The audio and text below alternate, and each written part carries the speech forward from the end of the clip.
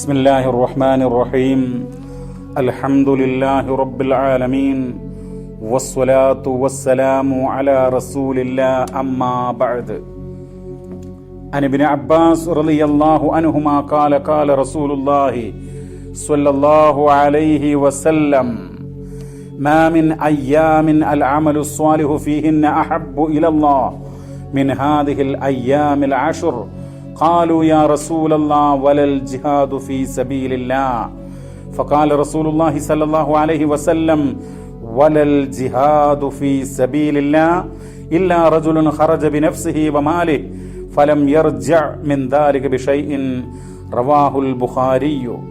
ഇമാം ബുഖാരി റഹിമഹുല്ല 969 നമ്പറായിട്ട് നൽകിയിട്ടുള്ള ഒരു തിരുവചനമാണ് ഞാൻ നിങ്ങളെ കേൾപ്പിച്ചത്. മറ്റുള്ള ഹദീസിന്റെ ഗ്രന്ഥങ്ങളിലും ഈ ഹദീസ് വന്നിട്ടുണ്ട്.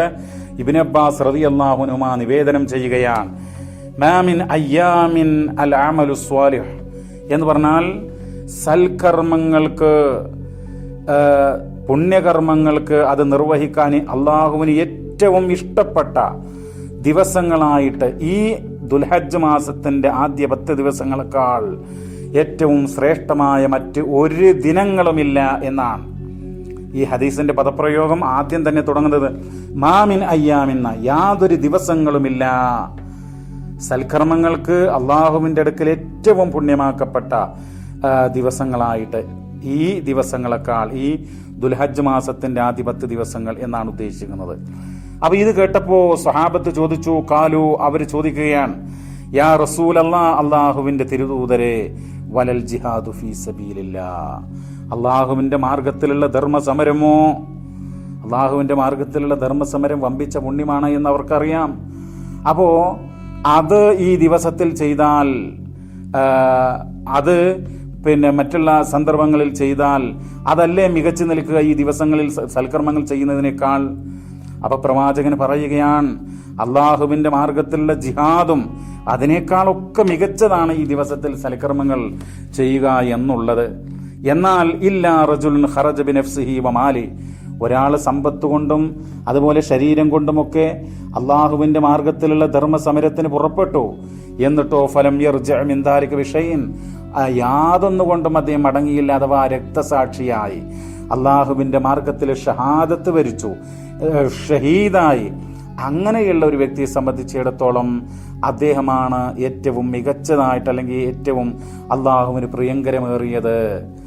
അതൊഴിച്ചു നിർത്തിയാൽ ബാക്കി ഏത് കാലത്ത് ദിവസങ്ങളിൽ എന്ത് പുണ്യകർമ്മങ്ങൾ ചെയ്താലും ഈ ദിവസങ്ങളുടെ കർമ്മങ്ങൾക്ക് അത്ര അതിനേക്കാൾ വരികയില്ല എന്നുള്ളതാണ്.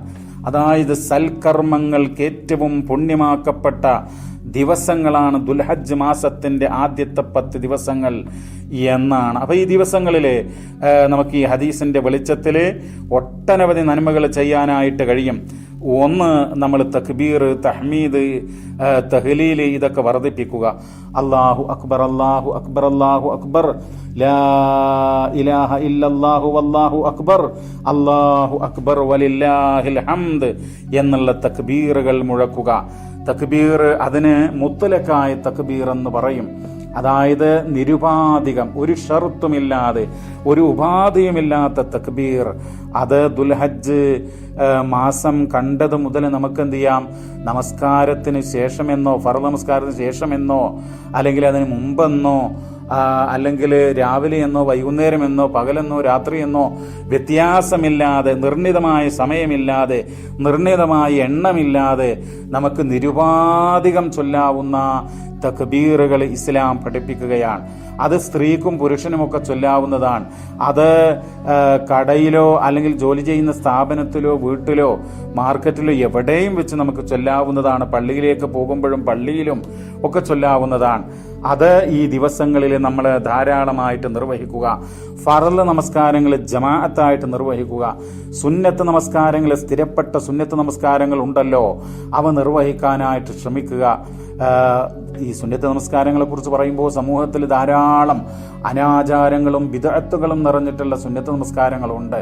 സുന്നത്ത് നമസ്കാരങ്ങൾ എന്നുള്ള പേരിൽ അത് ഒഴിവാക്കണം. ഇത് ഓരോ കർമ്മം ചെയ്യുമ്പോഴും പ്രവാചകനത് പഠിപ്പിച്ചതാണോ എന്ന് വ്യക്തമായിട്ട് ഉറപ്പുവരുത്തണം. സംശയമുള്ളത് ചോദിച്ച് പഠിക്കണം. അപ്പോൾ ളുഹാ നമസ്കാരം നിർവഹിക്കുക.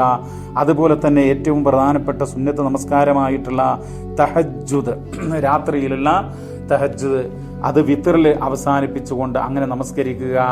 അതുപോലെ തന്നെ ദാനധർമ്മങ്ങൾ നിർവഹിക്കുക. അപ്രകാരം തന്നെ നമ്മൾ ഖുർആനുമായി ബന്ധപ്പെട്ട് നമ്മൾ മനഃപ്പാഠം പഠിച്ചത് കൂടുതൽ ആ മനഃപ്പാഠം ഉറപ്പിക്കാനായിട്ട് ആവർത്തിച്ചുകൊണ്ട് പാരായണം ചെയ്യുക. അതുപോലെ തന്നെ ഖുർആനിൻ്റെ അർത്ഥങ്ങളും ആശയങ്ങളും ഒക്കെ പഠിക്കാനും മനസ്സിലാക്കുവാനും ഈ സന്ദർഭങ്ങൾ ഉപയോഗപ്പെടുത്തുക.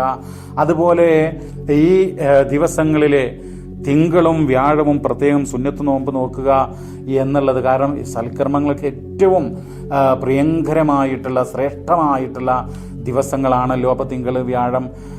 അതുപോലെ ഏറ്റവും മർമ്മപ്രധാനം അറഫ നോമ്പെന്ന് പറഞ്ഞാൽ 2 കൊല്ലത്തെ പാപങ്ങൾ പൊറുക്കപ്പെടുന്നതാ. അറഫ ദിവസം നോമ്പ് നോൽക്കുക എന്നുള്ളതാണ്. അത് ഇമാം മുസ്ലിമിന്റെ ഹദീസിന്റെ ഗ്രന്ഥത്തിൽ നമുക്ക് കാണാനായിട്ട് കഴിയും. പ്രവാചകനോട് ചോദിച്ചു, സുഇല അൻ സൗമി യൗമി അറഫ, അറഫ ദിവസത്തെ നോമ്പിനെ കുറിച്ച് ചോദിക്കപ്പെട്ടു എന്നാണ്. അത് ഇമാം മുസ്ലിം 1162 നമ്പർ വചനത്തിൽ കൊടുത്തിട്ടുണ്ട്. വസുഇല അൻ സൗമി യൗമി അറഫ, അറഫ ദിവസത്തെ നോമ്പിനെ കുറിച്ചാണ് ചോദിക്കപ്പെട്ടുള്ളത്. ദുൽഹജ്ജ് 9 എന്നല്ല. തീർച്ചയായിട്ടും ദുൽഹജ്ജ് 9 തന്നെയാണ് അറഫ സംഗമം. പക്ഷേ അറഫയിലെ ഹാജിമാർ സമ്മേളിക്കുന്ന ആ ദിവസം തന്നെ നോമ്പ് നോക്കാനായിട്ട് ശ്രമിക്കുക. 2 വർഷത്തെ ചെറിയ പാപങ്ങൾ അത് മുഖേന പൊറുക്കപ്പെടും എന്നുള്ളതാണ്. അപ്പം ഈ രൂപത്തിലുള്ള സൽക്കർമ്മങ്ങൾ നമ്മൾ ധാരാളമായിട്ട് ചെയ്യുക. കുടുംബ ബന്ധം പുലർത്തുക. അതുപോലെ നമ്മുടെ കൂട്ടത്തിൽ മരണപ്പെട്ടു പോയിട്ടുള്ള നമ്മുടെ ബന്ധുമിത്രാദികൾ, മാതാപിതാക്കൾ, സഹോദരി സഹോദരങ്ങൾ, അവർക്ക് വേണ്ടി പ്രാർത്ഥിക്കുക. രോഗികളും പ്രായാധിക്യം കൊണ്ട് വിഷമിക്കുകയും ചെയ്യുന്ന മാരകമായിട്ടുള്ള പരീക്ഷണങ്ങൾക്ക് വിധേയമായിക്കൊണ്ടിരിക്കുന്ന ആളുകൾക്ക് വേണ്ടി പ്രാർത്ഥിക്കുക. ഇതൊക്കെയാണ് ഈ സന്ദർഭത്തിൽ ചെയ്യാനായിട്ടുള്ളത്. അള്ളാഹുവിലേക്ക് കൂടുതൽ പശ്ചാത്തപിച്ചുകൊണ്ട്, അള്ളാഹുവിലേക്ക് കൂടുതൽ വിനയത്തോടുകൂടെ ഖേദിച്ച് മടങ്ങിക്കൊണ്ട് ഈ ദിവസങ്ങളെ ധന്യമാക്കുക. അള്ളാഹു അനുഗ്രഹിക്കട്ടെ.